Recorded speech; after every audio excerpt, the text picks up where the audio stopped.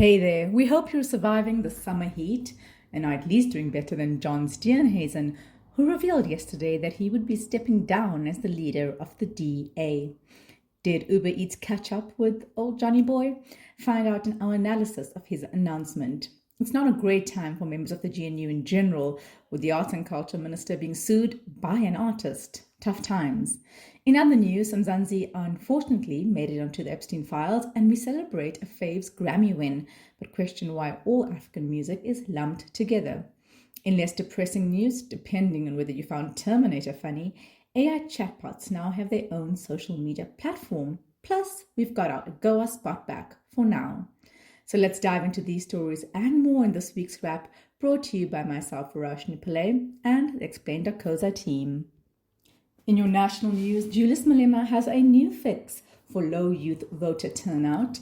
He argued that signing up South Africans over 18 should be law, not a personal choice, speaking at a big party meeting on Sunday in Boksburg.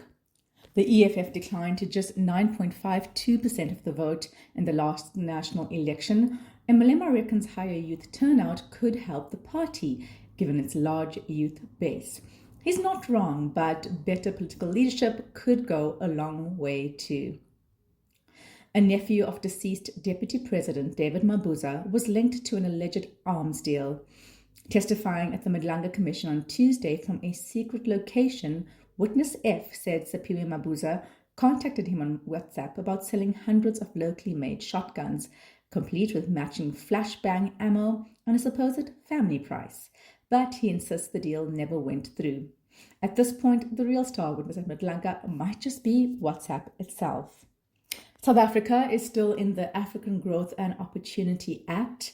On Tuesday night, Donald Trump signed a U.S. spending bill that quietly reauthorizes AGOA for just one more year, ending months of uncertainty. The extension keeps South Africa eligible for duty-free access to the U.S. market, where it exported about 66 billion rands worth of goods under the deal in 2023. But the short runway has officials nervous, with Washington long hinting that AGOA and our place in it is at risk. Still, for exporters, it's a relief. There's less than 2 weeks left to reinstate Gabrielle Goliath's participation at the Venice Biennale. The local artist is suing Arts Minister Gayton McKenzie after he blocked her from representing South Africa at the world's biggest art event. McKenzie labelled her video installation Elegy, which includes a tribute to a slain Palestinian poet, highly divisive. Did we mention McKenzie's documented chumminess with Israel? Goliath wants the decision overturned before 18th February, the deadline for confirming installation with organisers. South Africa is heading to the 2026 Winter Olympics with its biggest winter squad ever.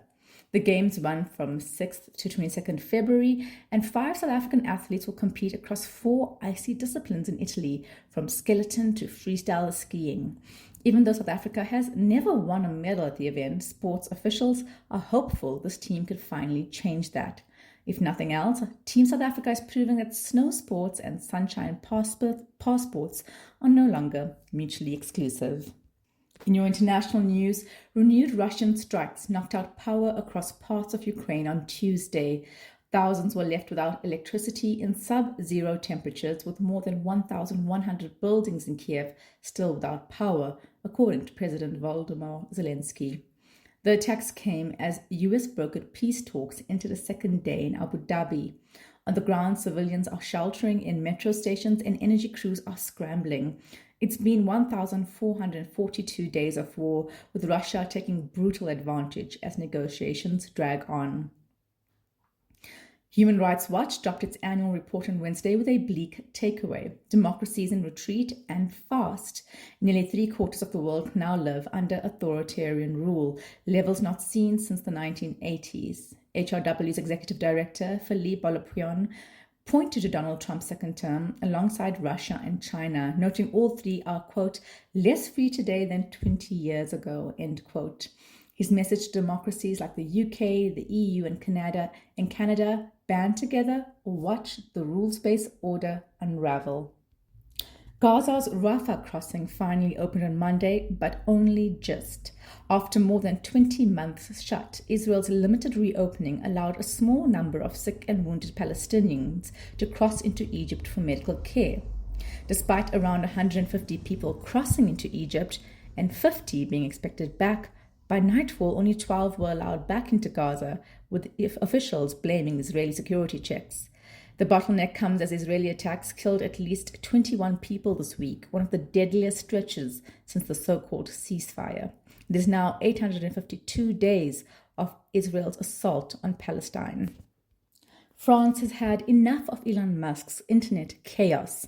On Tuesday, French authorities summoned Elon Musk for a voluntary interview and raided the Paris offices of X as part of a widening probe into political interference, Holocaust denial, and sexual deepfakes.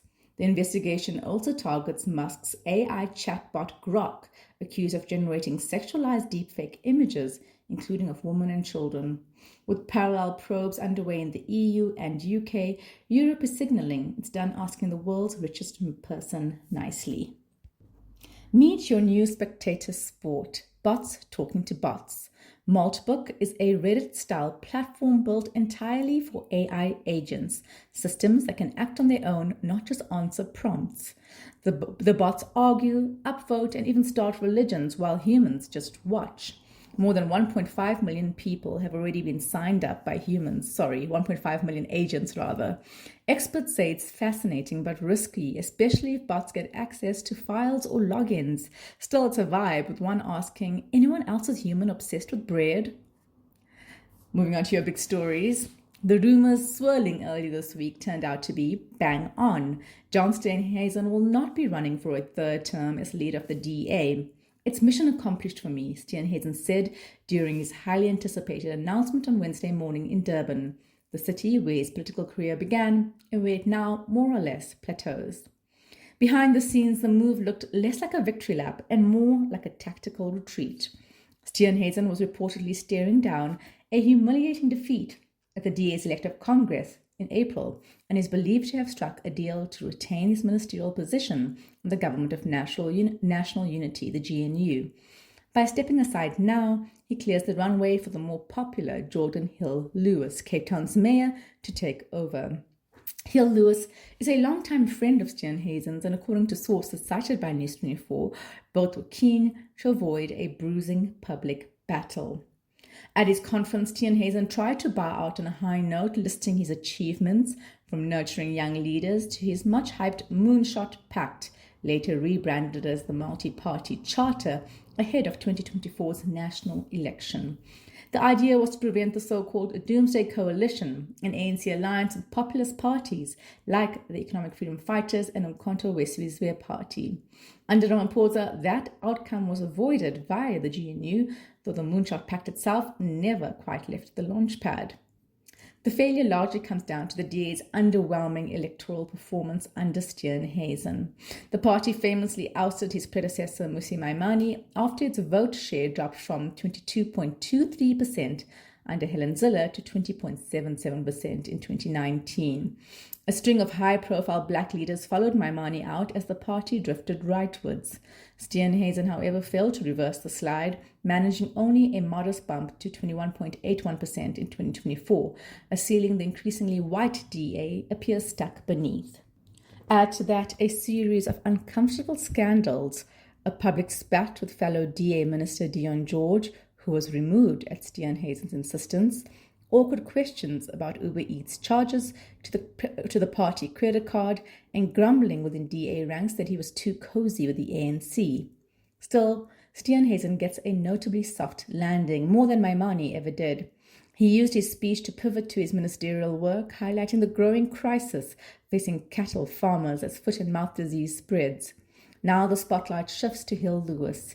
He's widely viewed as a rising star within the party and enjoys backing from senior DA figures like Helen Zille and Tony Leon, who called him a remarkable individual and predicted he would be a very effective leader of the party. Whether that prediction holds is the DA's next big gamble.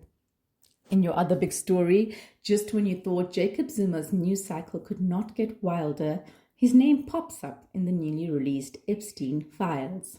After years of court drama, conspiracy theories, and a whole lot of delayed tactics from the US Department of Justice, DOJ, the world finally got a massive document dump last week, Friday.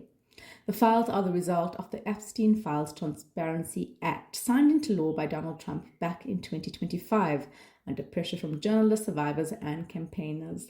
The DOJ stalled for a bit, only releasing bits and pieces last year, but the full thing is finally out with an additional 3 million pages, 180,000 images, and 2,000 videos. Thank goodness for ChatGPT. They detail the crimes of convicted pedophile and sex trafficker Jeffrey Epstein, his associate Ghislaine Maxwell, and his creepy Rolodex of powerful friends. And the latest big name to be mentioned, our infamous former president.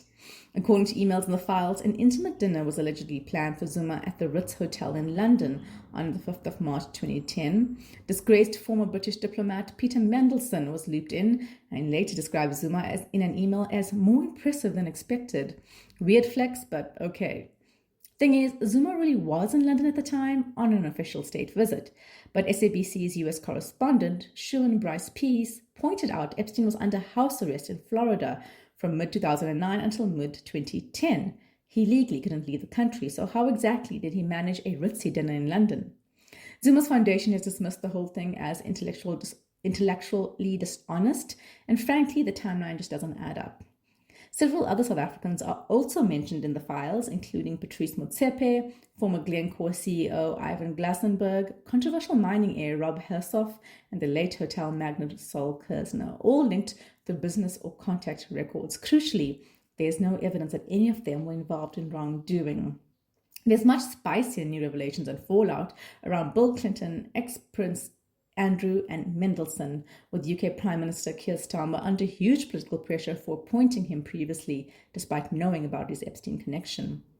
As for Zuma, the biggest story in our opinion is this week's High Court ruling about his endless Stalingrad strategy to avoid facing justice in the notorious early North's arms deal. Yes, we're still talking about that. His latest appeal was dismissed, but the court kicked the can down the road to April to make a final decision on the state's bid to force proceedings regardless of any appeals Zuma makes, a potentially precedent-setting move. Finally, our fave, Tyler, has done it again. On Sunday night, early Monday morning for us, the Grammy Awards rolled around and our Popiano princess picked up Best African Music Performance for Push to Start from her self-titled debut album. It's Tyler's second Grammy in this category after winning it in 2024 when the award was first introduced. But it also puts a spotlight on an uncomfortable question. How exactly do the Grammys see African music? Because while we'll happily be looping Push to Start all week, the Best African Music Performance category remains controversial. The Recording Academy says it reflects a commitment to diversity and the global rise of African music. But critics have long argued that the category flattens an entire continent's sound into a single lane, forcing African artists to compete only with one another instead of across genres. There's already grumblings from fans of hugely popular Nigerian stars like Davido and Burna Boy, who were also nominated, that they're losing to Tyler.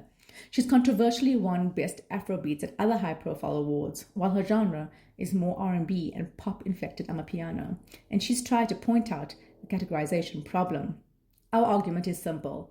African artists should be allowed to compete across categories.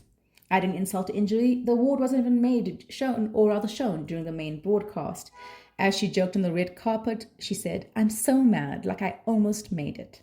It's also worth noting that the album itself, which was eligible for last year's Grammys, was completely snubbed with 0 nominations in the mainstream categories, despite critical acclaim.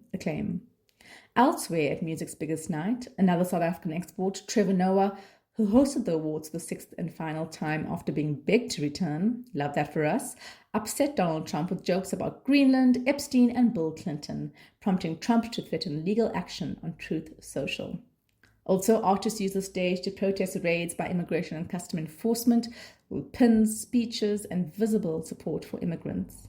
And finally, Bad Bunny made history by winning Album of the Year for a fully Spanish-language record, and his quiet, emotional reaction stole the show. A big night, big wins, and still big questions about who gets to define African music on the world's biggest stage. Read our full explainer about this on our website, explain.coza. That's it from us at The Wrap, an award-winning product of Explain.co.za. Simple new summaries for busy people. Remember to share the love, tell your friends to sign up at explain.co.za/subscribe. Till next time, goodbye from the team. Myself, Verashni, Kajal, Tshego, Fatima and Kamogelo.